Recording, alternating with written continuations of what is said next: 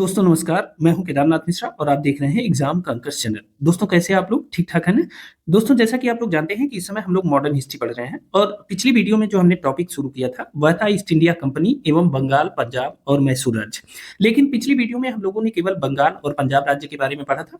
आज हम लोग मैसूर राज्य की चर्चा करेंगे। मैसूर राज्य को अलग करने का जो सबसे बड़ा कारण था वह यह था कि परीक्षाओं में यहाँ से कई प्रश्न पूछे जाते हैं। और आप जानते हैं कि मैसूर के दो शासक थे जो सबसे प्रसिद्ध हुए और जिनसे लगातार परीक्षाओं में प्रश्न पूछा जाता है। उसमें से एक शासक थे हैदर अली और दूसरा था इनका पुत्र जिसका नाम था टीपू सुल्तान। तो हैदर अली और टीपू सुल्तान से संबंधित कई प्रश्न परीक्षाओं में पूछे जाते हैं। साथ ही इनके द्वारा जो किए गए कार्य हैं और इनके द्वारा अंग्रेजों के विरुद्ध जो लड़े गए युद्ध हैं जिन्हें आंग्ल मैसूर युद्ध के नाम से जाना जाता है, और जो 4 युद्ध लड़े गए हैं आंग्ल मैसूर युद्ध के रूप में, इन चारों युद्धों के संबंध में लगातार प्रश्न परीक्षाओं में पूछे जाते हैं। चाहे वह युद्ध हो चाहे वह संधि हो, दोनों जगह से यह प्रश्न लगातार पूछे गए हैं। इसलिए हमने इस टॉपिक को अलग किया था। आज हम मैसूर राज्य के बारे में पढ़ेंगे और उतना पढ़ने का प्रयास करेंगे जितना परीक्षाओं में पूछा गया है या जिनके और पूछे जाने की संभावना है। मैंने आपको पहले ही बताया था कि मैं सिर्फ उतना पढ़ाता हूं जितने में आप परीक्षा पास कर सकते हैं। ज्ञानी बनने के लिए बहुत सारे प्लेटफॉर्म है, बहुत सारी पुस्तकें हैं, बहुत सारे चैनल हैं, वहां से आप अध्ययन कर सकते हैं। इसके लिए आप बिल्कुल स्वतंत्र हैं। अब देखिए, पिछली वीडियो में हमने सिख राज्य की चर्चा की थी और सिखों के संबंध में लगातार प्रश्न परीक्षाओं में पूछा गया है। तो आप सिख राज्य से संबंधित जितने सिख गुरु हैं उनसे और जितने आंग्ल सिख युद्ध हुए हैं उनके संबंध में आप एक नोट्स जरूर बना लीजिएगा, क्योंकि अक्सर वहां से प्रश्न पूछ लिया जाता है। कभी कभी उनका क्रम पूछ लिया जाता है, कभी कभी उनके द्वारा किए गए कार्य पूछ लिए जाते हैं और कभी कभी आंग्ल सिख युद्ध के वर्ष के रूप में पूछ लिया जाता है, उसका क्रम लगाने को दे दिया जाता है। ठीक है, तो लगातार यहां से प्रश्न आते हैं। ये ऐसे पॉइंट हैं जहां से प्रश्न आते ही आते हैं, लेकिन अगर प्रश्न गलत हो जाएंगे तो आपको लगता है कि हमने वहां तक पढ़ा नहीं था। तो हम हर उस जगह को टेकल करने का प्रयास करते हैं। एक प्रश्न, 2 प्रश्न, 3 प्रश्न जहां से भी परीक्षाओं में पूछे गए हैं, हम हर उस जगह को पढ़ते हुए चलेंगे। इस टॉपिक को कंप्लीट होते ही मॉडर्न हिस्ट्री का आपका 3 टॉपिक कंप्लीट हो जाएगा। जल्द ही हम एक विषय की और शुरुआत करेंगे, उसकी भी वीडियो आपको मिलनी शुरू हो जाएगी। तो चलिए आज की वीडियो की शुरुआत करते हैं और मैसूर राज्य के बारे में जान लेते हैं। तो चलिए देखते हैं, लेकिन इस वीडियो को अपने दोस्तों मित्रों के साथ शेयर कर दीजिए। और मैंने पहले भी कहा है कि एग्जाम कांकर्स की जो पताका है वो सिर्फ आपके हाथों में है, आप ही इसे शिखर तक पहुंचा सकते हैं। तो जहां तक संभव हो इसे शेयर कर दीजिए। अगर आपको इन प्रश्नों की पीडीएफ चाहिए तो आप हमारा टेलीग्राम चैनल और व्हाट्सएप चैनल ज्वाइन कर लीजिए, उसका लिंक हमने डिस्क्रिप्शन बॉक्स में दे दिया है। ठीक है, वीडियो पसंद आए तो लाइक किए बिना बिल्कुल न जाइएगा, और हाँ, अगर चैनल पे नए आए हो तो सब्सक्राइब जरूर कर लीजिएगा। ठीक है, तो चलिए अब एडवर्टाइज का समय समाप्त हो गया है। अब देखते हैं आज के प्रश्नों की श्रृंखला को। सबसे पहले यह जान लेते हैं कि आखिर मैसूर राज्य की स्थापना कैसे होती है, उसके बारे में जान लेते हैं। दोस्तों जैसा कि आप लोग जानते हैं कि वर्ष 1336 ईस्वी की बात है। दक्षिण भारत में 2 भाई थे, एक का नाम था हरिहर और दूसरे का नाम था बुक्का। हरिहर और बुक्का नामक 2 भाइयों ने कर्नाटक की बात हम कर रहे हैं, कर्नाटक में तुंगभद्रा नदी के तट पर, ध्यान रखिएगा किस पे, तुंगभद्रा नदी के तट पर, तुंगभद्रा नदी के तट पर एक राज्य की स्थापना की इन दोनों भाइयों ने मिलकर के। उस राज्य को हम विजयनगर साम्राज्य के नाम से जानते हैं। किस नाम से जानते हैं? विजयनगर साम्राज्य के नाम से जानते हैं। और यह जो विजयनगर साम्राज्य था यह दक्षिण भारत का एक शक्तिशाली हिंदू साम्राज्य था, इसे ध्यान रखेंगे। हम विजयनगर के बारे में अलग से चर्चा करेंगे क्योंकि इसके बहुत से शासक ऐसे हुए हैं जो इतिहास में इतिहास रच गए हैं। ठीक है, तो उनकी चर्चा करेंगे, जैसे कृष्णदेव राय जैसे शासकों का उल्लेख हम करेंगे जब हम दक्षिण भारत पढ़ेंगे। अभी हम सिर्फ एक संक्षिप्त जानकारी आपको दे रहे हैं। 1336 ईस्वी में हरिहर और बुक्का नामक 2 भाइयों ने कर्नाटक में तुंगभद्रा नदी के तट पर एक राज्य स्थापित किया जिसे विजयनगर साम्राज्य के नाम से जानते हैं। अब देखिए, विजयनगर साम्राज्य बहुत शक्तिशाली साम्राज्य था, लेकिन दक्षिण भारत में जो सल्तनत के शासक थे, जो मुसलमान शासक थे, वह इस हिंदू राज्य को देखना नहीं चाहते थे। तो इन्होंने क्या किया, इन्होंने एक संघ बनाया, संयुक्त संघ बनाया, और इसमें 5 राज्य शामिल हुए छोटे छोटे, जिसमें कौन कौन से राज्य थे? एक तो इसमें अहमदनगर शामिल होता है, अहमदनगर शामिल हुआ। दूसरा इसमें बीजापुर राज्य शामिल होता है। ठीक है, इन सब के बारे में आपको पढ़ना है। ठीक है, इन सब के बारे में हम डिटेल से पढ़ाएंगे भी। तो अहमदनगर शामिल हुआ, बीजापुर इसमें शामिल था, साथ ही इसमें गोलकुंडा शामिल था, गोलकुंडा, और इसमें गोलकुंडा के बाद बीदर इसमें शामिल था, और बरार। इस तरह से इन राज्यों ने मिल करके जो विजयनगर साम्राज्य था उसको समाप्त करने का एक समझौता किया। ठीक है, और इसके बाद एक युद्ध होता है जिसे तालीकोटा के युद्ध के नाम से जानते हैं। किस युद्ध के नाम से? तालीकोटा के युद्ध के नाम से जानते हैं। ठीक है, तालीकोटा का युद्ध, कहीं कहीं इसकी चर्चा जब की जाती है तो उसे राक्षस तंगड़ी का युद्ध कहते हैं। किसका युद्ध? राक्षस तंगड़ी का युद्ध। यह भी प्रश्न परीक्षाओं में पूछा गया है, राक्षस तंगड़ी के नाम से। और यह जो युद्ध हुआ था तालीकोटा, यह वर्तमान में कर्नाटक में स्थित है, कृष्णा नदी के तट पर स्थित है। अगर तालीकोटा की बात कोई करे कि कहाँ स्थित है, तो यह कृष्णा नदी के तट पर स्थित है। और कृष्णा नदी के तट पर कहाँ स्थित है, किस राज्य में स्थित है, इसे भी जानना जरूरी है। तो यह कर्नाटक में स्थित है। ठीक है, इसे याद रखेंगे, यह भी प्रश्न परीक्षाओं में पूछा जा सकता है। अब देखिए, यह जो युद्ध हुआ तालीकोटा या राक्षस तंगड़ी का जो युद्ध होता है, यह हुआ कब था? तो यह 26 जनवरी 1565 को यह युद्ध लड़ा गया था। ठीक है, ध्यान रखिएगा, कब लड़ा गया था? 26 जनवरी, कल 26 जनवरी है 2026, और यह युद्ध लड़ा गया था 26 जनवरी 1565 को। ठीक है, यहां तक चीजें क्लियर है। तालीकोटा का जो युद्ध है, यह दक्षिण भारत के इतिहास का एक निर्णायक युद्ध माना जाता है। और इसका रिजल्ट क्या निकला? इसका रिजल्ट निकला कि विजयनगर साम्राज्य की पूरी तरह से हार हो गई। ठीक है ना, विजयनगर की हार हो गई। और जब विजयनगर की हार हो गई तो विजयनगर साम्राज्य में स्थित जो छोटे छोटे जमींदारों के अधीन क्षेत्र थे, वह राज्यों में कन्वर्ट होने लगे। ठीक है ना, और इसी दौरान एक शासक आते हैं वेंकट द्वितीय। ठीक है, वेंकट द्वितीय, और इनके जो वंश का नाम था, अक्सर परीक्षाओं में पूछ लिया जाता है, वेंकट द्वितीय के वंश का नाम था वाडियार वंश। तो अगर आपसे पूछा जाए कि वाडियार वंश के किस शासक के द्वारा मैसूर की स्थापना की गई थी, तो वह थे वेंकट द्वितीय। और इन्होंने 1612 ईस्वी में मैसूर की स्थापना की, स्वतंत्र राज्य के रूप में। ठीक है, मैसूर की स्वतंत्र राज्य के रूप में स्थापना की। ठीक है, तो याद रखेंगे, मैसूर को स्वतंत्र किया किसने? वाडियार वंश के शासक वेंकट द्वितीय थे। कब? 1612 ईस्वी में। ठीक है, यहां तक चीजें क्लियर है, इसे याद रखेंगे। अब देखिए, अब हम बात करेंगे हैदर अली की। ठीक है ना, क्योंकि इतिहास बहुत बड़ा है, अगर सभी चीजों को पढ़ेंगे तो बहुत टाइम लग जाएगा। ठीक है, चर्चा करते हैं हैदर अली की। हैदर अली का जो जन्म है वह होता है 1722 ईस्वी को। जन्म के बारे में जान लेते हैं, कब हुआ? 1722 ईस्वी में इसका जन्म होता है मैसूर के कोलार जिले में, एक साधारण से परिवार में होता है। और इसके जो पिता हैं उनका नाम था फतेह मोहम्मद, और यह मैसूर के किले में एक सैनिक अधिकारी थे। ठीक है ना, इनकी मृत्यु 1728 में एक युद्ध के दौरान हो जाती है। बड़ा होकर जो हैदर अली है, यह भी मैसूर राज्य के अधीन काम करने लगता है। एक साधारण सैनिक के रूप में इसने एक नौकरी शुरू किया था। ठीक है, और उस समय मैसूर के जो प्रधानमंत्री थे हैदर अली के समय, मैसूर का जो प्रधानमंत्री था उसका नाम था नंजराज। क्या नाम था? नंजराज। ठीक है ना, वास्तव में जो वहां का राजा था, मैसूर का राजा, वो चिक्का कृष्णराज था। लेकिन जो वास्तविक शक्ति थी उसके दो मंत्रियों के हाथ में थी, एक नंजराज और दूसरा था देवराज। देवराज सेना प्रमुख था, सेनापति था। ठीक है, जबकि नंजराज राजस्व और वित्त का नियंत्रक था। ठीक है, तो प्रधानमंत्री नंजराज था हैदर अली के समय में।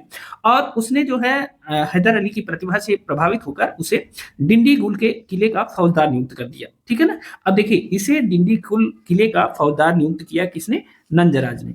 मैं आपको यही लिख देता हूं, नंजराज ने डिंडीगुल किले का फौजदार नियुक्त किया। इसे ध्यान रखेंगे। ठीक है, अब देखिए, हैदर अली एक महत्वाकांक्षी शासक था, और जैसे ही उसे डिंडीगुल किले का फौजदार नियुक्त किया गया तो उसने दो काम किया। पहला काम, एक तो वह ज्यादा पढ़ा लिखा नहीं था। ठीक है ना, तो उसने अपनी निरक्षरता को दूर करने के लिए खंडे राव नामक एक ब्राह्मण को अपना सलाहकार नियुक्त किया। किसको नियुक्त किया? खंडे राव को अपना सलाहकार नियुक्त किया। इस चीज को याद रखेंगे। और दूसरा काम उसने किया, अपनी सेना को अत्याधुनिक तौर तरीकों से प्रशिक्षण देने के लिए और साथ ही अत्याधुनिक हथियारों को उपलब्ध कराने के लिए उसने डिंडीगुल में एक आधुनिक शस्त्रागार की स्थापना की। कहां पे स्थापना की? डिंडीगुल में उसने स्थापित किया। क्या स्थापित किया? एक आधुनिक शस्त्रागार की स्थापना की। यह प्रश्न कई बार परीक्षाओं में पूछा गया है। ठीक है ना, हैदर अली ने आधुनिक शस्त्रागार की स्थापना कहाँ की? तो डिंडीगुल में किया। कभी कभी वर्ष भी पूछ लेता है, क्योंकि इस समय आयोग बदमाशी करता है। तो इसने 1755 ईस्वी में आधुनिक शस्त्रागार स्थापित किया डिंडीगुल में। अब यहाँ एक प्रश्न उठता है कि किसकी सहायता से इसने स्थापित किया था? तो यह फ्रांसीसियों की सहायता से इसने स्थापित किया था। ठीक है ना, इसे भी ध्यान रखेंगे। फ्रांसीसियों की सहायता से डिंडीगुल में आधुनिक शस्त्रागार की स्थापना किसने किया था? हैदर अली ने किया था। बहुत इंपॉर्टेंट है, कई बार प्रश्न परीक्षाओं में पूछा जाता है। अब यहाँ रहते हुए, डिंडीगुल में रहते हुए उसने आसपास के क्षेत्रों को लूटना शुरू किया और धन इकट्ठा करना शुरू किया। कारण क्या था? क्योंकि वह स्वयं शासक बनना चाहता था, इसलिए उसने सोचा पहले आर्थिक रूप से समृद्धि हासिल कर ली जाए। तो उसके बाद इसी के समय में जो मैसूर की राजधानी होती है वह वहां से, मैसूर से हट करके कहाँ चली जाती है? श्रीरंगपट्टनम में चली जाती है। ठीक है, और अंत तक इसकी जो राजधानी है श्रीरंगपट्टनम में ही रहती है। और अगर कभी आपसे परीक्षा में पूछ लिया जाए कि श्रीरंगपट्टनम किस नदी के किनारे है, तो यह कावेरी नदी में स्थित एक द्वीप है। ठीक है, जो मैसूर के शासकों की राजधानी रहा है। तो इसे भी ध्यान रखिए, श्रीरंगपट्टनम की चर्चा कई बार आगे आएगी, तो अभी इसे याद रखिएगा यहीं तक। ठीक है, अब चलिए आगे देखते हैं।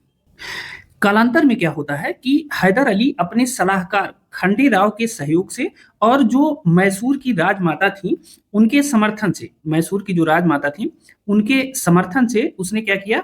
उसने जो प्रधानमंत्री था वहां का मैसूर का, नंजराज, उसकी हत्या कर दी। ठीक है, किसकी हत्या की? इसने नंजराज की हत्या कर दी। जिसने इसे नियुक्त किया था उसी की हत्या इसने कर दिया। और नंजराज की हत्या करने के बाद वह 1760 ईस्वी में उसने स्वयं को मैसूर का शासक घोषित कर दिया। ठीक है, तो इसे भी ध्यान रखेंगे। क्या किया? मैसूर का यह शासक बन गया 1760 ईस्वी में। यहां तक चीजें क्लियर है? अब देखिए, हैदर अली मैसूर का शासक बन जाता है और हैदर अली के शासन में मैसूर एक मजबूत सैन्य और आर्थिक शक्ति बन जाता है। लेकिन इसी दौरान क्या होता है कि अंग्रेज भी अपनी विस्तारवादी नीति का पालन कर रहे थे और विभिन्न क्षेत्रों में वह अपने साम्राज्य को बढ़ा रहे थे। वह दक्षिण भारत में कर्नाटक पर अपना कब्जा चाहते थे, कर्नाटक पर नियंत्रण करना चाहते थे। लेकिन उसमें एक जो महत्वपूर्ण बाधा थी वह मैसूर राज्य था, और मैसूर राज्य की बढ़ती हुई जो शक्ति थी वह अंग्रेजों को बिल्कुल पसंद नहीं थी। इसलिए अंग्रेजों ने किसी भी तरह से मैसूर राज्य को समाप्त करने का निर्णय लिया, और उसके लिए उसने क्या किया? सबसे पहले हैदराबाद का जो शासक था, निजाम के नाम से उसे जानते थे, तो हैदराबाद के निजाम और मराठों के साथ उसने कुछ संधियां की, और उसके बाद उसने मैसूर राज्य को समाप्त करने के लिए आंग्ल मैसूर युद्ध की शुरुआत की। तो जो हैदर अली और अंग्रेजों के बीच जो टकराहट की बात थी, उसका प्रमुख कारण अंग्रेजों की विस्तारवादी नीतियां थी और मैसूर राज्य का मजबूत होना था। एक कारण और माना जाता है, जो अभी हमने आपको बताया, कि डिंडीगुल किले में इसने जो है डिंडीगुल में आधुनिक शस्त्रागार की जो स्थापना की थी हैदर अली ने, वह फ्रांसीसियों की सहायता से किया था। और आप जानते हैं कि फ्रांसीसी जो है अंग्रेजों के कट्टर दुश्मन हो गए थे, तो एक बहाना यह भी था कि चूंकि फ्रांसीसियों की सहायता ले रहा है हैदर अली, इसलिए भी उसे समाप्त करना इनके लिए आवश्यक हो गया था। तो इस तरह से हैदर अली और अंग्रेजों के बीच, या कह लीजिए आप कि मैसूर राज्य और अंग्रेजों के बीच युद्ध की शुरुआत हो जाती है। अब अंग्रेज और मैसूर के बीच जो युद्ध होता है उसे आंग्ल मैसूर युद्ध के नाम से जानते हैं, और 4 युद्ध लड़े गए थे। लेकिन युद्ध पर चलने से पहले कुछ और महत्वपूर्ण बातों की चर्चा मैं आपसे कर लेता हूं। आप जानते हैं कि भारतीय ताकतों में हैदर अली पहला व्यक्ति था जिसने अंग्रेजों को पराजित किया था। ध्यान रखिएगा, कौन था? हैदर अली यह पहला व्यक्ति था जिसने अंग्रेजों को पराजित किया। ठीक है, और जो प्रथम आंग्ल मैसूर युद्ध के बाद जो संधि हुई वह हैदर अली की शर्तों के अनुसार हुई थी। ठीक है ना, तो हैदर अली ने अंग्रेजों को पराजित किया था, इस बात को ध्यान रखेंगे। साथ ही हैदर अली के कुछ और महत्वपूर्ण जो तथ्य हैं जो परीक्षाओं में पूछे जाते हैं, तो एक चीज ध्यान रखिएगा कि हैदर अली का जो केंद्रीय शासन था उसमें कुल 18 विभाग थे, और अधिकांशतः उसमें हिंदू मंत्रियों को नियुक्त किया गया था, इस बात को ध्यान रखेंगे। एक प्रश्न और यहाँ से पूछा जाता है कि मैसूर के किस मुस्लिम शासक ने चामुंडेश्वरी देवी के मंदिर के लिए दान दिया था? तो ध्यान रखेंगे, चामुंडेश्वरी देवी का मंदिर, चामुंडेश्वरी देवी के मंदिर के लिए दान दिया था किसने? हैदर अली ने। इस बात को ध्यान रखिएगा, हैदर अली ने चामुंडेश्वरी देवी के मंदिर के लिए दान दिया था, इस बात को ध्यान रखेंगे। एक और उल्लेखनीय कार्य इसने किया था, उसने अपने तांबे के सिक्के पर व सोने के सिक्के पर, ठीक है, तांबे और सोने के सिक्के पर उसने शिव की आकृति, पार्वती की आकृति, ठीक है, शिव, पार्वती तथा विष्णु की मूर्तियां अंकित कराई थी। ठीक है ना, विष्णु की मूर्तियां अंकित कराई थी। और जानते हैं आप कि प्रश्न वहीं बनता है जहां उम्मीद नहीं होती है, वहीं से हमेशा परीक्षाओं में प्रश्न पूछा जाता है। तो तांबे और सोने की जो सिक्के थे उसके हैदर अली के, उसपे उसने शिव, पार्वती और विष्णु की मूर्तियों का अंकन कराया था। ठीक है, तो ये 2 महत्वपूर्ण तथ्य याद रखिएगा। देखिए क्या होता है कि 1782 में इसकी मृत्यु हो जाती है।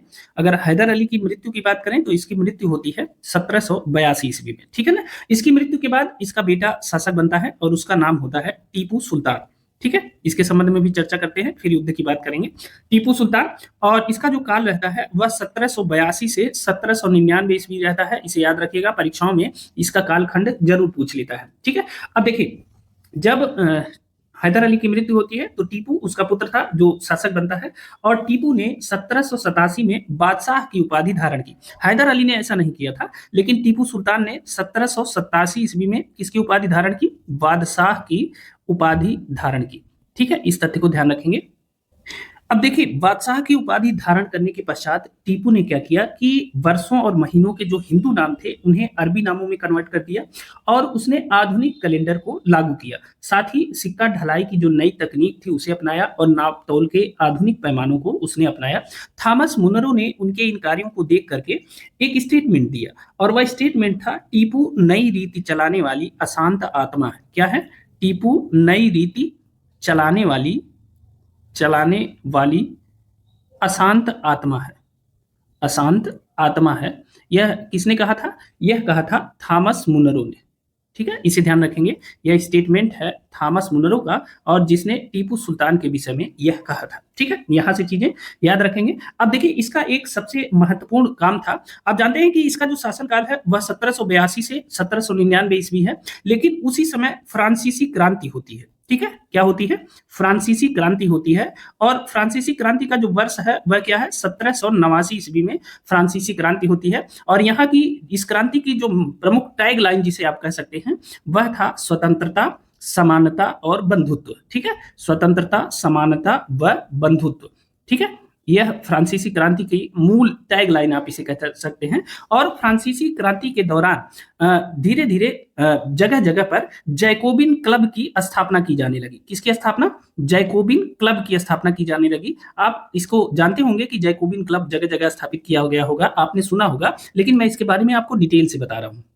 अब देखिए, वास्तव में जैकोबिन क्लब क्या था? तो यह एक उग्र राजनीतिक संगठन था। क्या था? एक उग्र राजनीतिक संगठन था, जो फ्रांसीसी क्रांति के दौरान इसका निर्माण किया गया था। इसे ध्यान रखेंगे, और इसका गठन ही 1789 में हुआ था। इसका नाम जैकोबिन क्लब क्यों पड़ा? क्योंकि यह जो है पेरिस के एक सेंट जैकोब मठ था, या आप उसे कह सकते हैं जो चर्च था, सेंट जैकोब एक चर्च था, और इसी चर्च में इसकी बैठकें हुआ करती थी। इसी के नाम पर इसका नाम जो पड़ा वह जैकोबिन क्लब पड़ा। अब देखिए, जैकोबिन क्लब का जो प्रमुख नेता था उसकी भी बात मैं कर लेता हूं। इसका जो प्रमुख नेता था उसका नाम था मैक्सिमिलियन रोबेस्पियर। मैक्सिमिलियन रोबेस्पियर इसका नाम था। ठीक है, रोबेस्पियर। तो इसे ध्यान रखेंगे, यह जैकोबिन क्लब का प्रमुख नेता था। अब इसके साथ और थे, डांटन थे, मारा थे, तमाम लोग थे, उनकी चर्चा नहीं करेंगे। तो जैकोबिन क्लब की स्थापना फ्रांसीसी क्रांति के दौरान होती है। ठीक है ना। इसकी विचारधारा क्या थी? आखिर जैकोबिन क्लब की विचारधारा क्या थी? इसकी विचारधारा या उसके उद्देश्य की बात कर लेते हैं। इसकी जो विचारधारा थी, आप जानते हैं कि राजशाही के विरुद्ध ही फ्रांसीसी क्रांति हुई थी। तो जैकोबिन क्लब की जो विचारधारा थी, या जैकोबिन संस्था की जो विचारधारा थी, वह थी कि राजतंत्र का पूर्ण अंत। क्या थी? राजतंत्र का पूर्ण अंत करना है। ठीक है, और साथ ही गणतंत्र की स्थापना। क्या था? गणतंत्र की स्थापना इसका एक उद्देश्य था। तीसरा जो इसका उद्देश्य था वह था सार्वभौमिक मताधिकार। क्या था? सार्वभौमिक मताधिकार की स्थापना। ठीक है, अब जानते हैं गणतंत्र की स्थापना जो था तो मताधिकार तो मिलना ही चाहिए। साथ ही सामाजिक समानता, सामाजिक समानता। ठीक है, तो इन उद्देश्यों से जैकोबिन क्लब की स्थापना की गई थी। अब बात फ्रांस की हो रही थी, हमने भारत में इसकी चर्चा क्यों की? क्योंकि आप जानते हैं कि फ्रांसीसियों के सहयोग से मैसूर के डिंडीगुल में आधुनिक शस्त्रागार की स्थापना हैदर अली ने किया था। इसका मतलब फ्रांसीसी और मैसूर के इन शासकों के बीच संबंध अच्छे थे। ठीक है, अब फ्रांसीसी क्रांति में जब जैकोबिन क्लब की स्थापना होने लगी तो फ्रांसीसी सैनिकों ने यही रिक्वेस्ट टीपू सुल्तान से किया। किससे किया? टीपू से फ्रांसीसी सैनिकों ने यही रिक्वेस्ट किया। तो टीपू सुल्तान ने उनके रिक्वेस्ट को स्वीकार कर लिया, और उसने श्रीरंगपट्टनम में, यही जिस किले में वो रहता था, श्रीरंगपट्टनम में इन्होंने क्या किया? जैकोबिन क्लब की स्थापना को मंजूरी दे दी। श्रीरंगपट्टनम में किसकी स्थापना की? जैकोबिन क्लब की स्थापना को मंजूरी दे दिया। 1000 बार यह प्रश्न परीक्षाओं में पूछा गया है। ठीक है ना, ध्यान रखेंगे, श्रीरंगपट्टनम में जैकोबिन क्लब की स्थापना की गई। और सबसे बड़ी बात यह थी कि टीपू सुल्तान स्वयं इसका सदस्य बना।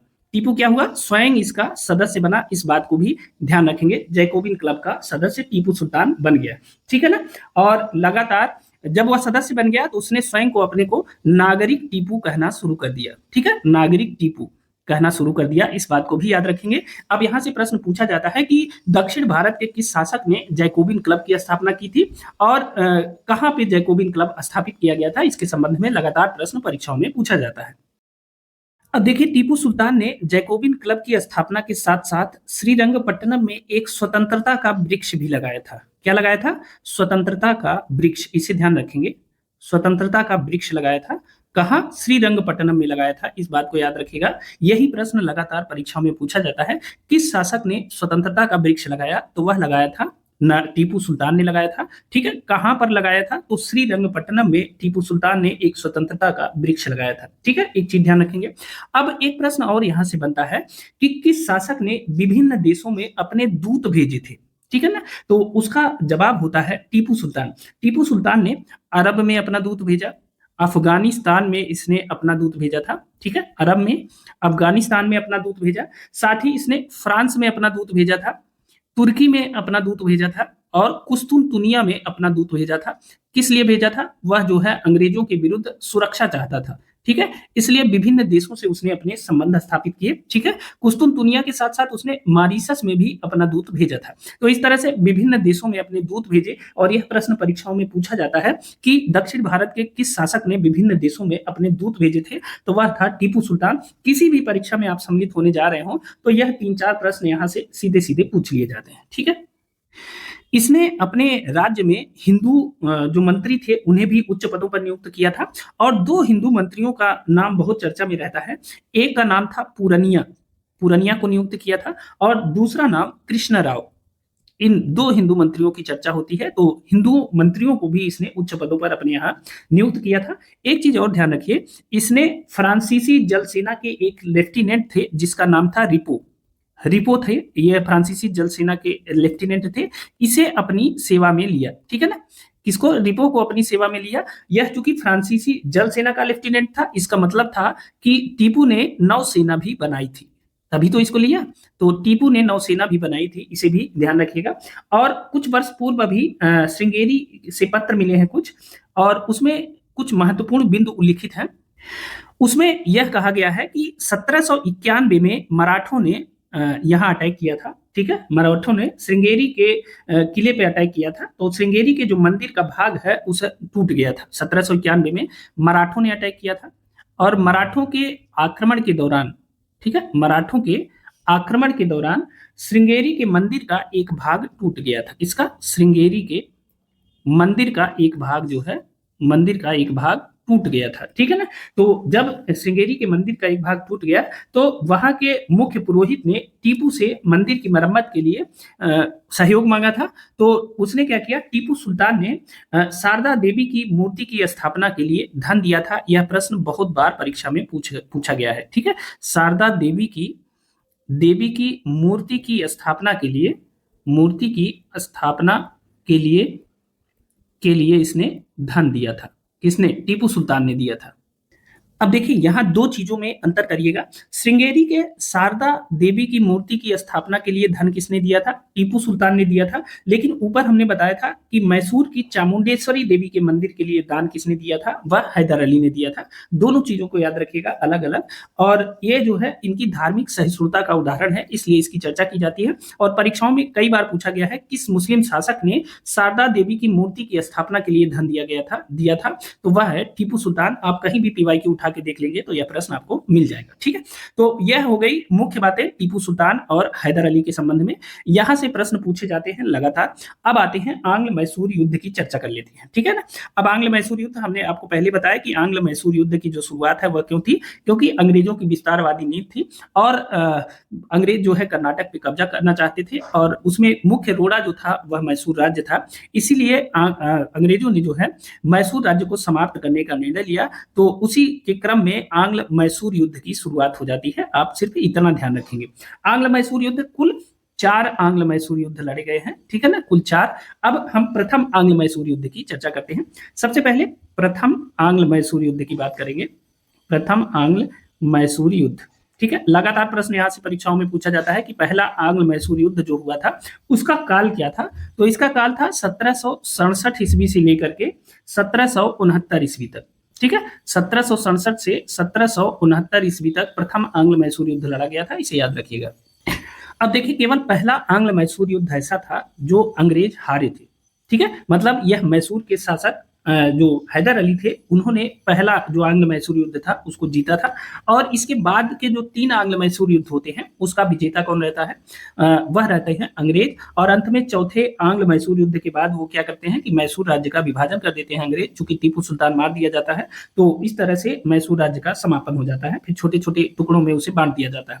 तो प्रथम आंग्ल मैसूर युद्ध की चर्चा करेंगे। कभी कभी प्रश्न पूछ लिया जाता है कि प्रथम आंग्ल मैसूर युद्ध के दौरान जो मराठे थे और निजाम थे वह किसकी तरफ थे? तो मराठे और निजाम जो है यह अंग्रेजों से मिले हुए थे और यह हैदर अली को समाप्त करना चाहते थे, तो यह याद रखिएगा। लेकिन प्रथम आंग्ल मैसूर युद्ध का जो समापन होता है वह किसके द्वारा होता है? वह होता है मैसूर मद्रास की संधि के द्वारा। किसके द्वारा? मद्रास की संधि के द्वारा प्रथम आंग्ल मैसूर युद्ध का समापन होता है। यह प्रश्न परीक्षा में पूछ लिया जाता है कि मद्रास की संधि किस आंग्ल मैसूर युद्ध के बाद हुई थी? तो प्रथम आंग्ल मैसूर युद्ध की बात हुई थी। ठीक है ना। अब देखिए इसका रिजल्ट क्या रहा। इसका रिजल्ट रहा कि हैदर अली विजयी होता है। हैदर अली विजयी होता है और यह पहली बार था कि किसी भारतीय शासक ने अंग्रेजों को हराया था। ठीक है, और इसके बाद जो मद्रास की संधि होती है, मद्रास की संधि का जो तिथि है इसकी 4 अप्रैल 1769। ठीक है, 4 अप्रैल 1769 ईस्वी को मद्रास की संधि होती है और इस संधि की जो शर्तें हैं वह हैदर अली खड़े होकर लिखवाता है। मतलब क्या है? मतलब इसकी जो शर्तें हैं संधि की वह पूर्णतः हैदर अली के पक्ष में थी। और 4 अप्रैल 1769 की जो मद्रास की संधि थी वह अंग्रेजों के लिए बहुत अपमानजनक सिद्ध होती है, क्योंकि भारत में पहली बार किसी भारतीय शासक के द्वारा अंग्रेजों को पराजित होना पड़ा था। तो ये ध्यान रखिएगा, यह प्रश्न लगातार परीक्षाओं में पूछा जाता है कि किस आंग्ल मैसूर युद्ध में अंग्रेजों को पराजय का सामना करना पड़ा था या किसने अंग्रेजों को पराजित किया था? तो हैदर अली ने पराजित किया था। पहली जो आंग्ल मैसूर युद्ध के बाद जो संधि हुई वह मद्रास की संधि हुई, जिसके द्वारा इस युद्ध का समापन किया गया। और इसी संधि ने जो है क्या किया? अंग्रेजों की अजेयता को समाप्त कर दिया। ठीक है, अंग्रेजों की अजेयता, अजेय मतलब कि उन्हें कोई जीतने वाला नहीं है, वह अजेय है। ठीक है, तो अंग्रेजों की अजेयता को समाप्त किया। किसने समाप्त किया? प्रथम आंग्ल मैसूर युद्ध ने। इस बात को ध्यान रखेंगे। ठीक है, यहां तक इंपॉर्टेंट है। अब देखिए, पहले आंग्ल मैसूर युद्ध के बाद जब मद्रास की संधि हो रही थी तो उसमें एक शर्त यह भी रखी गई थी कि अगर हैदर अली पर या मैसूर राज्य पर किसी अन्य राज्य के द्वारा आक्रमण किया जाता है तो अंग्रेज जो है उसकी मदद करेंगे। ठीक है ना, हैदर अली की या मैसूर राज्य की मदद करेंगे। लेकिन क्या होता है कि 1769 में मराठों ने 1771 में जो है इस पे आक्रमण किया। ठीक है ना, हैदर अली पर, हैदर के राज्य पर मराठों ने 1771 में आक्रमण किया। लेकिन उस समय अंग्रेजों ने जो मद्रास की संधि थी उसके अनुरूप उसे सहायता नहीं प्रदान की। और जब उसे सहायता नहीं प्रदान की तो खासकर वो इंतजार करने लगे कि जैसे ही ये कमजोर होता है हम ही आक्रमण कर देंगे। इसका मतलब है कि जो मद्रास की संधि है उसका मतलब ही समाप्त हो गया। अब क्या हो गया कि अब संधि से अलग हो गए और अंग्रेज और मैसूर फिर से युद्ध की तरफ आमने सामने आ गए और शुरू होता है द्वितीय आंग्ल मैसूर युद्ध। ठीक है, अब बात करते हैं द्वितीय आंग्ल मैसूर युद्ध की। द्वितीय आंग्ल मैसूर युद्ध की चर्चा करते हैं। ठीक है, और द्वितीय आंग्ल मैसूर युद्ध कब से कब तक हुआ था? तो यह हुआ था 1780 से लेकर के 1784 ईस्वी। इसे ध्यान रखेंगे, 1780 से 1784 ईस्वी तक द्वितीय आंग्ल मैसूर युद्ध होता है। अब देखिए, यह जो पूरा युद्ध है ना, यह 3-4 लोगों का मिला जुला एक युद्ध है। जैसे इसमें एक स्टॉक होल्डर है निजाम, दूसरा इसमें स्टॉक होल्डर है वह है मराठे, और तीसरा जो स्टॉक होल्डर है वह है अंग्रेज। ठीक है, ये 3 लोग, कभी हैदर के साथ इसमें से निजाम मिलता है, कभी मराठे मिलते हैं और कभी जो है ये अंग्रेजों के साथ मिल जाते हैं। तो इस तरह से यह पूरा युद्ध चलता है। द्वितीय आंग्ल मैसूर युद्ध 1780 से 1784 ईस्वी तक चलता है। अगर हम इस युद्ध के और अंदरूनी हिस्से में जाएंगे तो वह विषय का प्रश्न हो जाएगा। जीएस के लिए सिर्फ जो महत्वपूर्ण चीजें हैं उतना ही आपको पढ़ना है, उतना ही जानना है। द्वितीय आंग्ल मैसूर युद्ध के दौरान एक संधि होती है जिसे सालबाई की संधि के नाम से जानते हैं। किसके नाम से? सालबाई की संधि के नाम से जानते हैं। और सालबाई की जो संधि हुई थी यह 1782 ईस्वी में हुई थी। चूंकि जीएस में यह प्रश्न पूछ लिया जाता है कि सालबाई की संधि का वर्ष क्या था, तो याद रखिएगा 1782 ईस्वी में हुआ था। और जो सालबाई की संधि हुई थी वह किसके किसके बीच में हुई थी?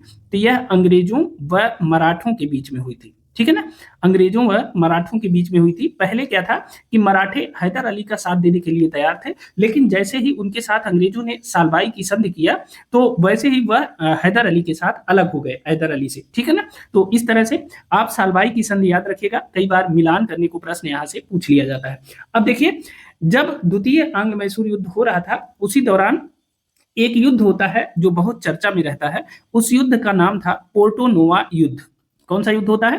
पोर्टो नोवा युद्ध। और पोर्टो नोवा का जो युद्ध होता है उस समय जो अंग्रेजी सेना का जो सेनापति रहता है उसका नाम है आयर कूट। ठीक है, आयर कूट यह अंग्रेजी सेना का सेनापति रहता है। इसके नेतृत्व में एक सेना आती है जो हैदर अली के साथ जो युद्ध होता है पोर्टो नोवा में। ठीक है, तो आयर कूट के नेतृत्व में होता है और यहाँ पे हैदर अली पराजित होता है। क्या होता है? हैदर अली यहाँ पे पराजित होता है, इसे ध्यान रखेंगे। हैदर अली पराजित होता है और इसी युद्ध में हैदर अली घायल हो जाता है। क्या होता है? इसी युद्ध में हैदर अली घायल हो जाता है और 7 दिसंबर 1782 को उसकी मृत्यु हो जाती है। कब होती है? 7 दिसंबर 1782 को हैदर अली की मृत्यु हो जाती है। पोर्टो नोवा युद्ध में घायल होने के पश्चात उसकी मृत्यु होती है, इसे ध्यान रखेंगे। यहां से एक प्रश्न लगातार परीक्षाओं में पूछा जाता है कि पोर्टो नोवा युद्ध में अंग्रेज सेनापति कौन था जिसने हैदर अली को हराया था? तो वह था आयर कूट। और उसे भेजा किसने था? तो उस समय गवर्नर कौन था? तो वह था वारेन हेस्टिंग्स। इसे भी ध्यान रखेंगे, वारेन हेस्टिंग्स ने उसे भेजा था, इसे भी याद रखिएगा। अब देखिए, हैदर अली की मृत्यु के बाद उसका बेटा आता है और बेटा कौन था? टीपू सुल्तान। टीपू सुल्तान ने इस युद्ध को आगे बढ़ाया, इस युद्ध को जारी रखा और 1783 ईस्वी में टीपू सुल्तान ने ब्रिगेडियर मैथ्यूज को पराजित किया था। किसको? ब्रिगेडियर मैथ्यूज को पराजित किया और मैथ्यूज को पराजित करके उसे सेना सहित बंदी बना लिया। ठीक है ना, ध्यान रखेंगे, ब्रिगेडियर मैथ्यूज को पराजित किया और सेना सहित उसे बंदी बना लिया, इस तथ्य को ध्यान रखेंगे। ठीक है ना। अब लेकिन क्या था, अभी तक जो फ्रांसीसी थे वह टीपू सुल्तान के साथ थे, लेकिन यूरोप में संधि हो जाती है और इस कारण से फ्रांसीसी जो है टीपू सुल्तान से अलग हो जाते हैं। और जैसे ही फ्रांसीसी टीपू सुल्तान से अलग होते हैं, टीपू क्या करता है? अंग्रेजों से एक संधि करता है और उस संधि को मंगलौर की संधि के नाम से जानते हैं। ठीक है, किस संधि के नाम से जानते हैं? मंगलौर की संधि के नाम से जानते हैं। और मंगलौर की यह जो संधि हुई थी यह कब हुई थी? यह हुई थी 1784 ईस्वी में। इसे भी याद रखिएगा, 1784 ईस्वी में मंगलौर की संधि हुई थी।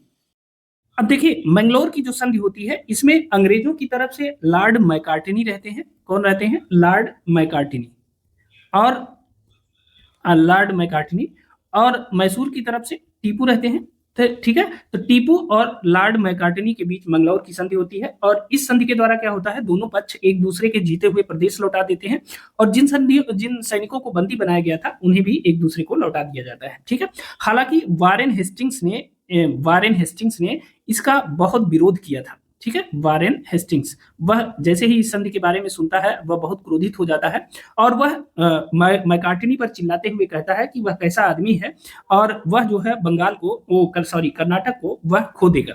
लेकिन फिर भी यह संधि हो जाती है। अब देखिए, टीपू सुल्तान को पता था कि यह संधि बहुत देर तक चलेगी नहीं, क्योंकि अंग्रेजों को विस्तार करना है और उन्हें किसी न किसी तरह से हमें समाप्ति करना है, तो यह बस केवल थोड़ी देर के लिए यह संधि है, केवल युद्ध रुका हुआ है। तो उसने क्या किया? अपने आप को मजबूत करना शुरू किया और उसने फ्रांस और कुस्तुनतुनिया में अपने दूत भेजे। कहाँ भेजे? फ्रांस में अपने दूत भेजे और कहाँ? कुस्तुनतुनिया में। कुस्तुनतुनिया में उसने अपने दूत भेजे और इनका समर्थन प्राप्त करने का प्रयास किया। 1787 में इसने दोनों जगह दूत भेजा था। ठीक है ना, 1787 ईस्वी में दूत भेजे, इसे याद रखिएगा। कभी कभी प्रश्न ऐसे भी पूछ लिया जाता है आयोग के द्वारा। अब इससे क्या हुआ? इससे अंग्रेज रुष्ट हो गए। ठीक है, कार्नवालिस निजाम को एक एरिया था गुंटूर, उसे देना नहीं चाहता था, लेकिन निजाम जो है ना, अब हमने आपको बताया कि कुल 3-4 स्टॉक होल्डर थे। एक तो निजाम था, दूसरी तरफ मराठे थे, तीसरी तरफ अंग्रेज थे और एक तरफ मैसूर था। तो इस तरह से जो युद्ध की पूरा हिसाब किताब था वो इन्हीं के इर्द गिर्द घूमता है। अंततः तमाम घटनाओं के बाद क्या होता है कि तृतीय आंग्ल मैसूर युद्ध की शुरुआत हो जाती है। अब बात करते हैं तृतीय आंग्ल मैसूर युद्ध की। तृतीय आंग्ल मैसूर युद्ध, आंग्ल मैसूर युद्ध की बात करते हैं। तृतीय आंग्ल मैसूर युद्ध का जो काल है वह क्या है, तो वह 1790 से लेकर के 1790 से 1792 ईस्वी तक तृतीय आंग्ल मैसूर युद्ध होता है, इसे याद रखिएगा। ठीक है, तृतीय आंग्ल मैसूर युद्ध के बाद क्या होता है, एक तो आप जानते हैं कि टीपू सुल्तान इस युद्ध में हार गया था। ठीक है, टीपू की हार होती है और टीपू इसमें फिर से संधि करने को मजबूर हो जाता है और इसने जो संधि की तृतीय आंग्ल मैसूर युद्ध के बाद उसे श्रीरंगपट्टम की संधि के नाम से जानते हैं। कौन सी संधि है, श्रीरंगपट्टम, श्रीरंगपट्टम की संधि। और यह संधि हुई थी 1792 ईस्वी में, याद रखिएगा कब हुई थी, 1792 ईस्वी में श्रीरंगपट्टम की संधि हुई थी। परीक्षा में 100% यह कई बार पूछा गया है। ठीक है, तो इसे ध्यान रखेंगे। अब यह जो संधि हुई श्रीरंगपट्टनम की संधि, यह टीपू सुल्तान के लिए बहुत अपमानजनक संधि थी, इसे ध्यान रखेंगे। इसमें क्या था कि इसमें टीपू को अपने देश का या अपने राज्य का लगभग आधा भाग इसको अंग्रेजों को देना पड़ा। ठीक है, अपने राज्य का आधा भाग किसको देना पड़ा, अंग्रेजों को देना पड़ा, इस बात को ध्यान रखेंगे।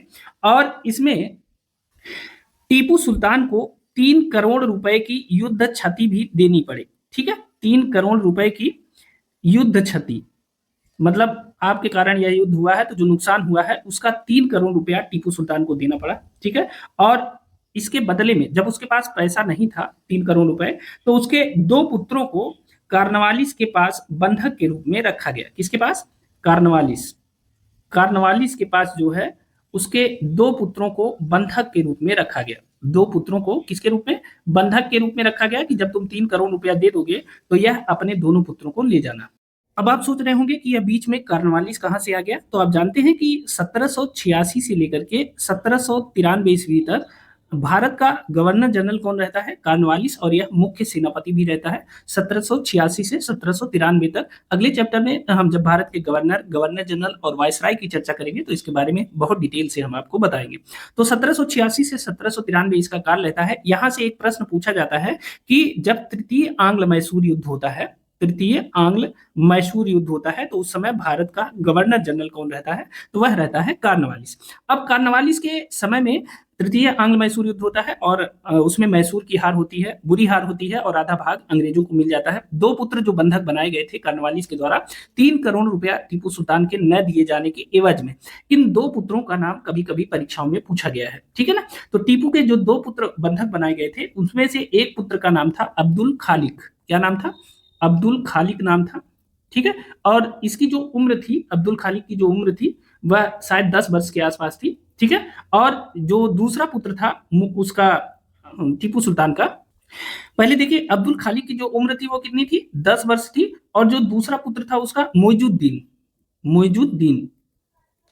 मोइजुद्दीन था, यह दूसरा पुत्र था, और इसकी जो उम्र थी उस समय वह 8 वर्ष थी। इन दोनों को कार्नवालिस ने बंधक के रूप में रखा था कि पहले 3 करोड़ रुपया चुकाना, युद्ध का हार जाना, उसके बाद जो है इन बच्चों को ले जाना। ठीक है ना, तो इसे भी परीक्षा में पूछा गया है, इसलिए हमने आपसे इसकी चर्चा कर दी है। तो इस तरह से श्रीरंगपट्टनम की संधि तृतीय आंग्ल मैसूर युद्ध के बाद होती है, 1792 ईस्वी में होती है। ठीक है ना, अब देखिए यहां से एक स्टेटमेंट लगातार परीक्षाओं में पूछा गया है और वह स्टेटमेंट है कार्नवालिस का। कार्नवालिस ने यहाँ एक बहुत बड़ी टिप्पणी की थी और वह उस स्टेटमेंट को मैं आपको सीधे लिख के बता देता हूं।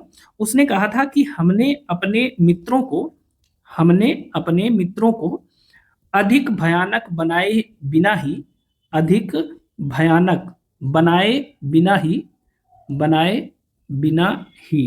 अपने शत्रु को फलदायक रूप से लंगड़ा कर दिया है। ठीक है, हमने अपने मित्रों को अधिक भयानक बनाए बिना ही अपने शत्रु को फलदायक रूप से लंगड़ा कर दिया है। यह जो तृतीय आंग्ल मैसूर युद्ध के बाद जो श्रीरंगपट्टनम की संधि हुई थी उसके बाद यह स्टेटमेंट था, किसका, कार्नवालिस का स्टेटमेंट था। लगातार प्रश्न परीक्षाओं में पूछा जाता है। अब यह प्रश्न पूछा कैसे जाता है, 2 चीजें याद रखिएगा। एक तो कभी कभी यह पूछ लिया जाता है कि यह स्टेटमेंट किसने दिया था, तो यह कार्नवालिस ने दिया था, और यह स्टेटमेंट किस आंग्ल मैसूर युद्ध के बाद दिया गया था? तो तृतीय आंग्ल मैसूर युद्ध के बाद दिया गया था। और किस संधि के बाद दिया गया था? तो 1792 की जो श्रीरंगपट्टनम की संधि हुई थी उसके बाद कॉर्नवालिस का यह स्टेटमेंट था। इसे याद रखिएगा, लगातार प्रश्न परीक्षाओं में पूछा जाता है। अब देखिए 1786 से 1793 तक कॉर्नवालिस का कार्यकाल रहता है और उसके जाने के बाद गवर्नर जनरल के पद पे कौन आता है? उसका नाम है जॉन सोर।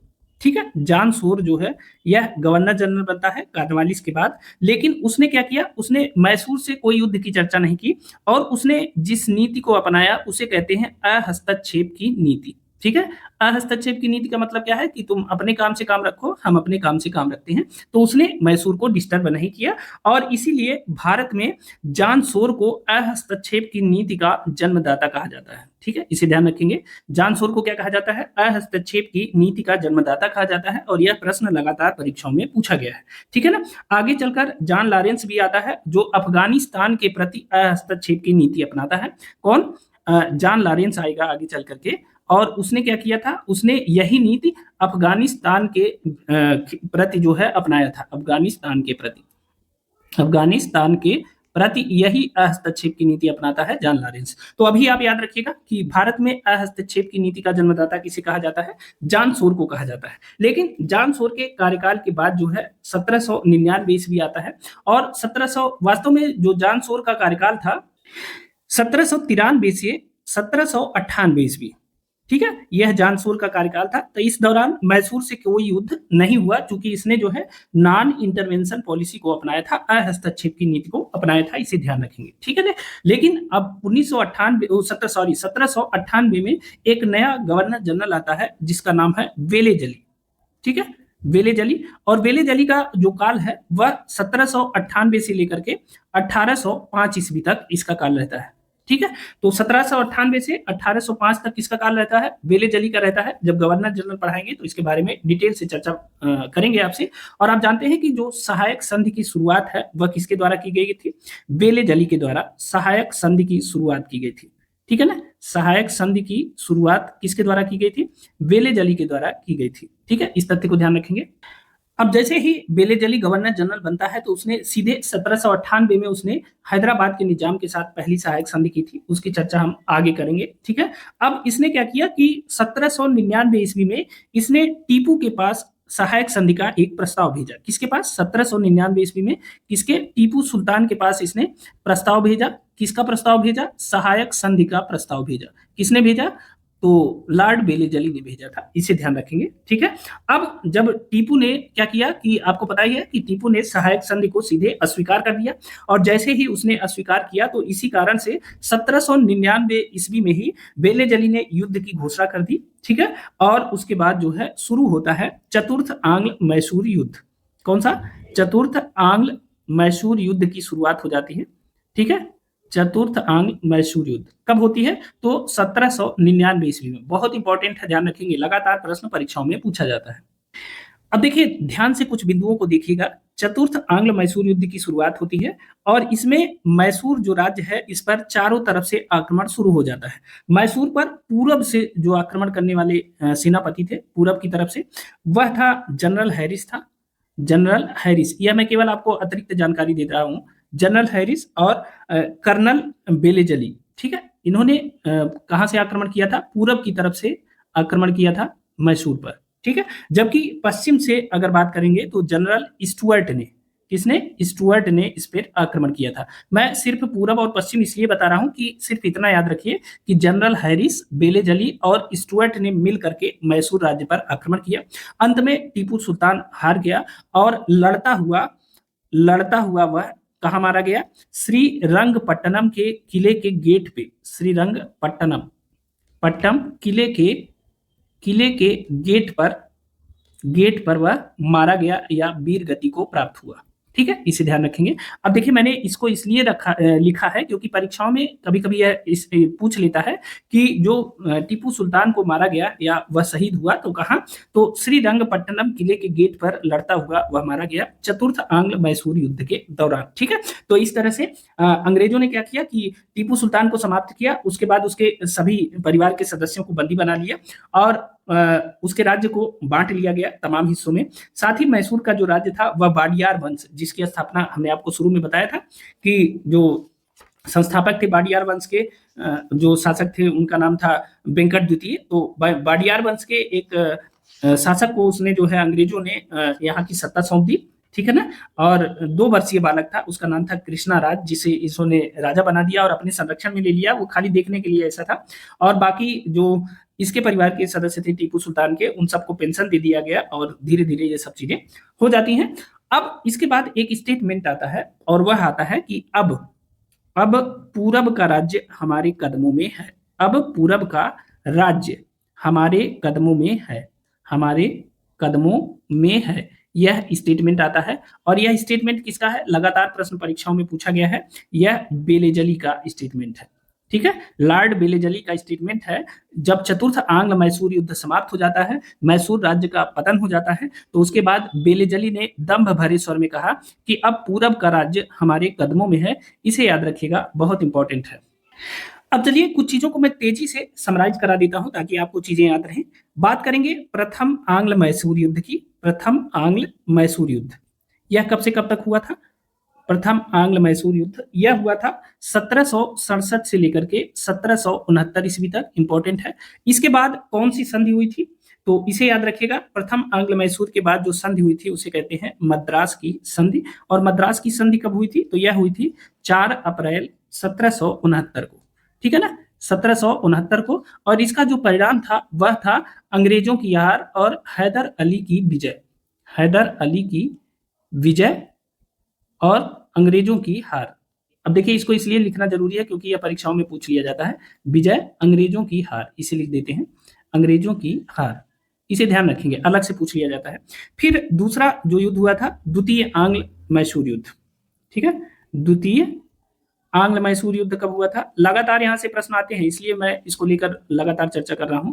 द्वितीय आंग्ल मैसूर युद्ध जो हुआ था वह हुआ था 1780 से लेकर के 1780 से 1784 ईस्वी तक हुआ था, ठीक है। इसी बीच एक संधि भी हुई थी और इस संधि को कहते हैं सालबाई की संधि। इसे भी याद रखेंगे, सालबाई की संधि हुई थी। और हमने आपको बताया था कि यह जो संधि हुई थी यह 1782 ईस्वी में हुई थी, अंग्रेज और मराठों के बीच में हुई थी। और इसी मतलब द्वितीय आंग्ल मैसूर युद्ध के दौरान ही पोर्टो नोवा का युद्ध होता है।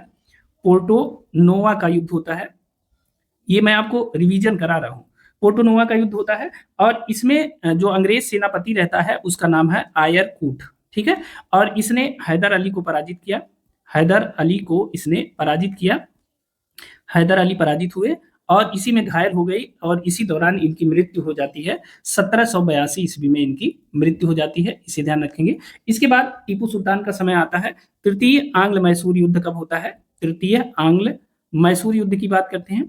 तृतीय आंग्ल मैसूर युद्ध का जो समय है वह 1790 से लेकर के 1792 ईस्वी तक होता है। 1790 से 1792 तृतीय आंग्ल मैसूर युद्ध। और इस समय भारत का जो गवर्नर रहता है उसका नाम था कार्नवालिस। कार्नवालिस के समय में यह युद्ध होता है, यही मुख्य सेनापति भी होता है। और इसमें क्या होता है, ये टीपू सुल्तान की इसमें हार होती है, बहुत बड़ी हार होती है।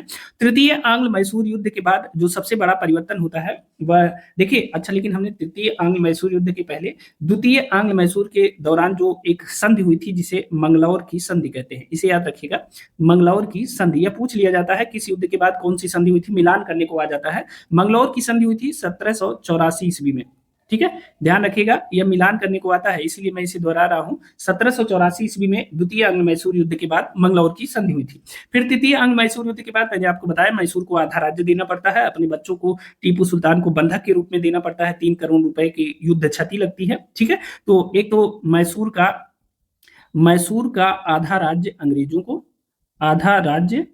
अंग्रेजों को दिया जाता है तृतीय आंग्ल मैसूर युद्ध के बाद, और प्लस 3 करोड़ का युद्ध क्षति या इसे हर्जाना कह सकते हैं।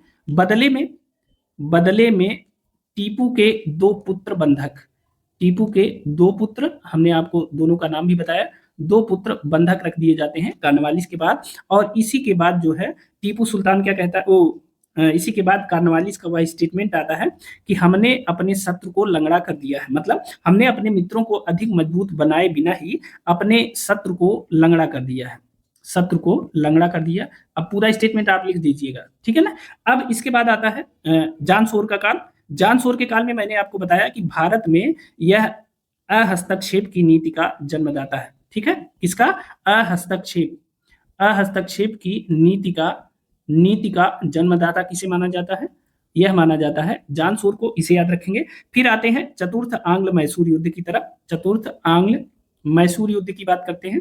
तो चतुर्थ आंग्ल मैसूर युद्ध जो होता है यह 1799 ईस्वी में होता है और इसी के बाद जो है श्रीरंगपट्टनम में लड़ते हुए किसकी मृत्यु हो। अच्छा हाँ, एक चीज और ध्यान रखेंगे, जब तृतीय आंग्ल मैसूर युद्ध होता है तो इसी में जो संधि होती है उसे श्रीरंगपट्टनम की संधि कहते हैं। इसे भी ध्यान रखेंगे, श्रीरंगपट्टम की संधि। पट्टम की संधि ये कब हुई थी? तो यह हुई थी 1792 ईस्वी में। कब हुई थी? 1792 ईस्वी में। इसे याद रखेंगे, लगातार यहाँ से प्रश्न परीक्षाओं में पूछा जाता है कौन सी संधि कब हुई थी, ठीक है। तो चतुर्थ आंग्ल मैसूर युद्ध की बात कर रहे थे, 1799 में होता है और इस समय जो गवर्नर रहता है उसका नाम है वेलेजली, ठीक है। और इसके समय में टीपू सुल्तान जो है श्रीरंगपट्टनम के किले के द्वार पे लड़ता हुआ मारा जाता है और इस तरह मैसूर राज्य जो है पराजित हो जाता है, उसका विभाजन कर दिया जाता है, अंग्रेजों की विजय हो जाती है। तो ये प्रत्येक युद्ध और उसके बाद होने वाली जो संधियां हैं इन्हें आप जरूर याद रखिएगा, आपकी परीक्षाओं के लिए बहुत इंपॉर्टेंट है, लगातार यहाँ से प्रश्न पूछे जाते हैं, ठीक है। अब चलिए, अब जो प्रश्नों की श्रृंखला है, यहाँ से जो प्रश्न आए हैं उनकी चर्चा कर लेते हैं कि किस तरह से प्रश्न यहाँ से परीक्षाओं में पूछे गए हैं, ठीक है।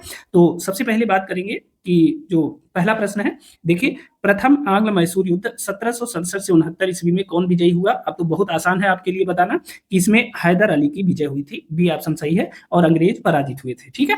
अब बात करते हैं दूसरा, टीपू सुल्तान ने अपनी राजधानी कहाँ बनाई थी? टीपू सुल्तान ने अपनी राजधानी किसे बनाई थी? तो आप जानते हैं कि टीपू सुल्तान ने श्रीरंगपट्टनम में अपनी राजधानी बनाई थी, इसे याद रखेंगे, ए ऑप्शन सही है। अब देखिए, यहीं से प्रश्न पूछा गया है कि डिंडीगुल मैसूर में एक आधुनिक शस्त्रागार की स्थापना किसने की थी? तो आप जानते हैं कि 1755 में कहा डिंडीगुल। डिंडीगुल कहाँ है? यह मैसूर में है, मैंने आपको पहले ही बताया था जब मैं पूरी व्याख्या बता रहा था। तो यहाँ हैदर अली ने, किसने? हैदर अली ने एक आधुनिक शस्त्रागार की स्थापना की थी, इसे याद रखिएगा, रट लीजिएगा कि किसने किया था। तो हैदर अली ने शस्त्रागार की स्थापना की थी, ध्यान रखेंगे। अगला प्रश्न देख लेते हैं, निम्नलिखित भारतीय शासकों में से कौन था जिसने विदेशों में आधुनिक पद्धति से दूतावास स्थापित किए थे? अब देखिए, इसका सही आंसर क्या होगा? इसका सही आंसर होगा टीपू सुल्तान। मैंने आपको पहले ही बताया, इसने कई देशों में आधुनिक तरीके से एक जो दूतावास है वह स्थापित किए थे। हमने आपको बताया था कि अंग्रेजों के विरुद्ध मदद के लिए टीपू सुल्तान ने फ्रांस और कुस्तुनतुनिया में अपने राजदूत भी भेजे थे, तो इसे भी ध्यान रखेंगे, कई देशों से उसने सहायता लेने का प्रयास किया था।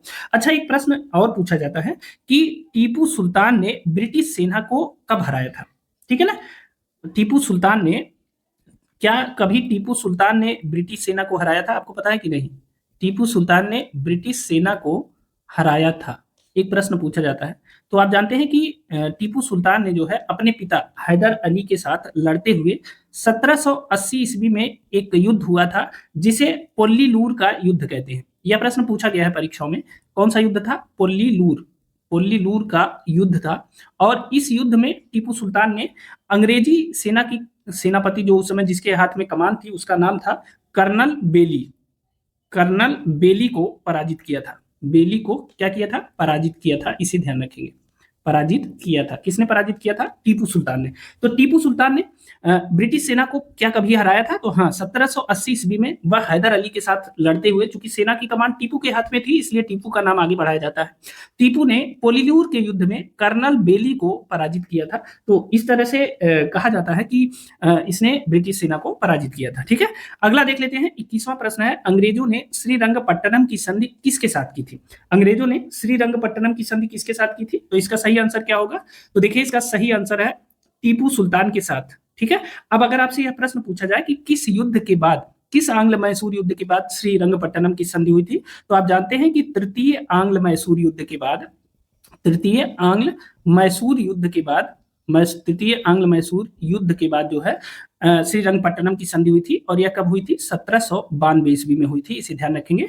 और उस समय यहाँ का गवर्नर जनरल कौन था? तो उसका नाम था कॉर्नवालिस। अगर यह पूछ लिया जाए कि किसके काल में तृतीय आंग्ल मैसूर युद्ध हुआ, तो कॉर्नवालिस के काल में हुआ था। उसका स्टेटमेंट हमने पहले आपको बता दिया है, उसे याद रखेंगे।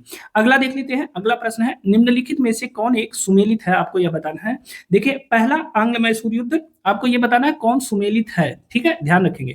प्रथम आंग्ल मैसूर युद्ध का परिणाम क्या हुआ? हैदर अली पराजित हुआ था? नहीं, गलत है। इसमें क्या है? हैदर अली विजेता हुआ था प्रथम आंग्ल मैसूर युद्ध में, ठीक है। बात करते हैं द्वितीय आंग्ल मैसूर युद्ध में क्या हुआ था? हैदर अली ने अंग्रेजों को पराजित किया था? नहीं, गलत है। द्वितीय आंग्ल मैसूर में केवल एक आंग्ल मैसूर युद्ध ऐसा है जिसे हैदर अली या मैसूर के किसी शासक ने जीता था। उसके बाद तीनों जो आंग्ल मैसूर युद्ध हुए थे, वह तीनों में मैसूर के शासकों को हार मिली थी, अंग्रेज विजेता थे, ठीक है। तो द्वितीय आंग्ल मैसूर युद्ध, हैदर अली ने अंग्रेजों को पराजित किया, गलत है। फिर बात करते हैं तृतीय आंग्ल मैसूर युद्ध, टीपू सुल्तान युद्ध जीता और अपना भूभाग अंग्रेजों को नहीं दिया, ये तो गलत है, क्योंकि तृतीय आंग्ल मैसूर युद्ध में टीपू सुल्तान पराजित हुआ और अपना आधा राज्य और 2 बच्चों को बंधक के रूप में उसने दिया था। 3 करोड़ युद्ध का जुर्माना लगा था, इसे याद रखिएगा, क्योंकि यही डिजिट परीक्षा में पूछ ली जाती है, ठीक है। अब आते हैं चतुर्थ आंग्ल मैसूर युद्ध के बारे में बात करते हैं। इसमें टीपू पराजित किया गया और युद्ध के मध्य दिवंगत हुआ, तो यह बिल्कुल सही है। चतुर्थ आंग्ल मैसूर युद्ध कब हुआ था? तो 1799 ईस्वी में हुआ था और श्रीरंगपट्टनम किले के दुर्ग पर लड़ता हुआ टीपू सुल्तान मारा जाता है, इसे ध्यान रखेंगे, डी ऑप्शन सही है, ठीक है। अगला देख लेते हैं। सूची 1 को सूची 2 से आपको मिलाना है। देखिए, तमाम संधियों की बात की गई है, इसमें से बताइए कौन कौन सी संधि है जो आप अभी तक नहीं जानते। लगभग सभी संधियों को आपने पढ़ लिया है। मैंने कहा था कि यहाँ से प्रश्न पूछे जाते हैं, तो यह प्रश्न पूछा गया है और उत्तर प्रदेश लोक सेवा आयोग ने यह प्रश्न बनाया है। तो देखिए, सबसे पहले बात करेंगे इलाहाबाद की संधि। इलाहाबाद की संधि कब हुई थी? तो आप जानते हैं इलाहाबाद की 2 संधि हुई थी, 12 अगस्त 1765 और 16 अगस्त 1765 को। तो अगर आपको याद होगा तो 1 का 4 सही है, ठीक है, 1765 में हुई थी। बात करेंगे मंगलोर की संधि। मंगलोर की संधि कब हुई थी? तो अभी आप जानते हैं कि द्वितीय आंग्ल मैसूर युद्ध के बाद मंगलोर की संधि होती है और कब से कब तक होती है? 1780 से 84 के बीच में द्वितीय आंग्ल मैसूर युद्ध होता है और इसी के बाद जो है मंगलौर की संधि होती है, इसे याद रखेंगे, दूसरा ऑप्शन सही है। फिर आते हैं सालबाई की संधि। हमने कई बार इसकी चर्चा की, अंग्रेज और मराठों के बीच 1782 में सालबाई की संधि होती है। और बात करेंगे मद्रास की संधि, तो प्रथम आंग्ल मैसूर युद्ध का जो समापन होता है वह मद्रास की संधि के बाद होता है, 1769 ईस्वी में मद्रास की संधि की जाती है, ठीक है। तो इसे ध्यान रखेंगे और ये चारों संधियां लगातार परीक्षाओं में पूछी गई हैं। कभी कभी इन्हें स्वतंत्र रूप से भी पूछ लिया जाता है कि सालबाई की संधि का वर्ष क्या था या मंगलौर की संधि का काल क्या था, इसके बारे में प्रश्न अलग से परीक्षाओं में पूछ लिया जाता है। अब आते हैं अगले तो इसका देखिए सही आंसर क्या होगा? 4 2 1 3 होगा, क्योंकि हमने देखिए 4 हो गया, 2 हो गया, 1 हो गया और 3 हो गया, ठीक है, याद रखेंगे। अगला देख लेते हैं। 24वां प्रश्न है, निम्नलिखित कथनों पर आपको विचार करना है। पानीपत के तृतीय युद्ध में अहमद शाह अब्दाली ने इब्राहिम लोदी को पराजित किया था, बताइए। पानीपत का जो तृतीय युद्ध हुआ था उसमें क्या हुआ था कि अहमद शाह अब्दाली ने इब्राहिम लोदी को पराजित किया था। यह सही है कि गलत? अब देखिए, अभी तो हमने आपको पानीपत पढ़ाया नहीं है, लेकिन याद रखिए जो पानीपत का तृतीय युद्ध हुआ था वह 14 जनवरी 1761 को लड़ा गया था, ठीक है, 1761 को। और अहमद शाह अब्दाली के द्वारा यह युद्ध लड़ा गया था, लेकिन विपक्ष में इब्राहिम लोदी नहीं था, बल्कि वह एक मराठा सेना थी और मराठा सेना के उस समय के जो प्रमुख थे वह थे सदाशिवराव भाऊ। क्या उन थे? सदाशिवराव भाऊ की सेना को उसने पराजित किया था। तो पहला स्टेटमेंट गलत है। दूसरा स्टेटमेंट है कि तृतीय आंग्ल मैसूर युद्ध में टीपू सुल्तान की मृत्यु हुई, तो हमने आपको बताया तृतीय नहीं बल्कि चतुर्थ आंग्ल मैसूर युद्ध में टीपू सुल्तान की मृत्यु हुई थी। तीसरा प्रश्न है, प्लासी के युद्ध में सिराजुद्दौला की पराजय के लिए मीर जाफर ने अंग्रेजों से मिलकर षड्यंत्र रचा था, तो ये तो बिल्कुल सही बात है। मीर जाफर ने सिराजुद्दौला की पराजय के लिए मतलब वो मीर जाफर ने अंग्रेजों से मिलकर के षड्यंत्र रचा था, इसे ध्यान रखेंगे। और आप जानते हैं कि 23 जून 1757 को प्लासी का युद्ध हुआ था, इस तथ्य को याद रखेंगे। कब? 23 जून 1757 को, ठीक है। तो तीसरा कथन, तीसरा स्टेटमेंट सही है, तो केवल 3 सही होना चाहिए। देखिए उपरोक्त में से केवल 3, बी ऑप्शन सही है, इसे याद रखेंगे, ठीक है। अगला देख लेते हैं। 25वां प्रश्न है, निम्नलिखित कथनों में से कौन एक टीपू सुल्तान के विषय में सही नहीं है? आपको यह बताना है कि इनमें से कौन सा स्टेटमेंट है जो टीपू सुल्तान के विषय में सही नहीं है। अब देखिए, इसमें पहला कथन है उसने फ्रांस, टर्की तथा पर्सिया में कूटनीतिज्ञ भेजे थे, तो बिल्कुल सही है। उसने चीन से व्यापारिक संबंध बनाए थे, यह भी सही है। उसके दरबार में कुस्तुनतुनिया तथा फ्रांस के राजदूत आए थे, यह भी सही है, ठीक है। उसने सामुद्रिक सेना नहीं बनाई थी, यह गलत है। ठीक है ना। उसने सामुद्रिक सेना नहीं बनाई थी, यह गलत है। बताइए, जिसे अंग्रेजों से लड़ना होगा, क्या केवल थल सेना के द्वारा वह अंग्रेजों से विजय प्राप्त कर सकता था? बिल्कुल नहीं। इसीलिए टीपू सुल्तान ने अंग्रेजों की शक्ति को रोकने के लिए नौसेना का गठन किया था, और उसने अपने कार्यकाल में 1796 में इसने नौसेना बोर्ड बनाया था। क्या बनाया था? नौसेना बोर्ड का गठन किया था। और मैंने अभी आपको बताया था कि उसने फ्रांसीसी जल सेना का एक लेफ्टिनेंट था जिसका नाम था रिपो। रिपो को अपने यहाँ सेवा में नियुक्त किया था कि आप जो है नौसेना का जो हमारा नौसेना का बेड़ा है उसे आप देखिए और उसे मजबूत बनाइए, ठीक है ना। और उसने मंगलौर में, वजीदाबाद में और मुलीदाबाद में पोत बनाने के कारखाने भी बनाए थे, घाट बनाए थे पोत निर्माण के लिए, ठीक है। तो इसे ध्यान रखेंगे, यही डी ऑप्शन सही नहीं है, ठीक है, याद रखेंगे। अगला प्रश्न देख लेते हैं। 26वां प्रश्न है, टीपू सुल्तान के निम्नलिखित पुत्रों में से बंधक के रूप में श्रीरंगपट्टनम के समझौता में अंग्रेजों को नहीं दिया गया था। तो देखिए, जो दो पुत्र दिए गए थे, मैंने कहा था ना कि यह प्रश्न परीक्षा में पूछा गया है।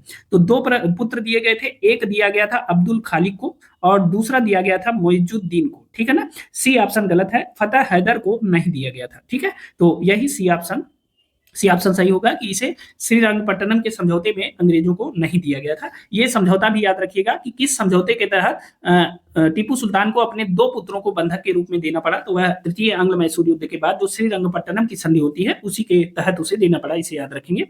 27वां प्रश्न देख लेते हैं। देखिए, सिखों द्वारा अपनी पृथक पहचान के लिए 19वीं शताब्दी में सिंह सभा, याद रखिएगा, सिंह सभा आंदोलन प्रारंभ हुआ।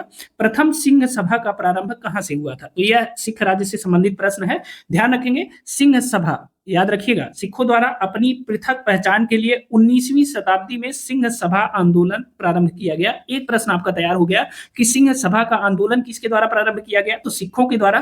किस लिए प्रारंभ किया गया? अपनी पृथक पहचान बनाए रखने के लिए। अब प्रश्न क्या पूछा है कि प्रथम सिंह सभा का प्रारंभ कहां से हुआ है? आपके सामने चार ऑप्शन है, एक है पटियाला, दूसरा अमृतसर, तीसरा फगवाड़ा और चौथा जालंधर। बताइए इसका सही आंसर क्या होगा? अब देखिए, इसका सही आंसर है ऑप्शन बी, अमृतसर, ठीक है ना। बी ऑप्शन सही है। सिखों द्वारा अपनी पृथक पहचान के लिए या सिख धर्म को मजबूती प्रदान करने के उद्देश्य से ठाकुर सिंह संघवालिया, याद रखिएगा, इनका नाम याद रखिएगा, ठाकुर सिंह संघवालिया।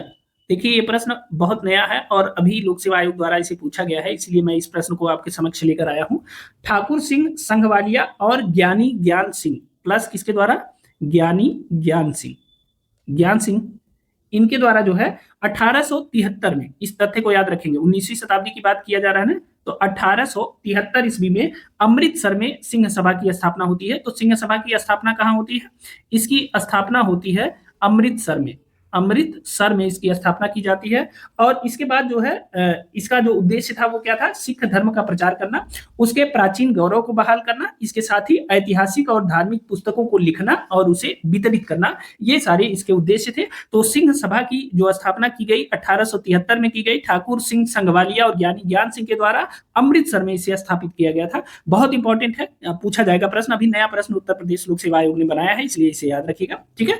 अब आते हैं 28वां प्रश्न है, महाराजा दिलीप सिंह ने पंजाब के ब्रिटिश साम्राज्य में विलय से संबंधित कागजों पर हस्ताक्षर कब किया?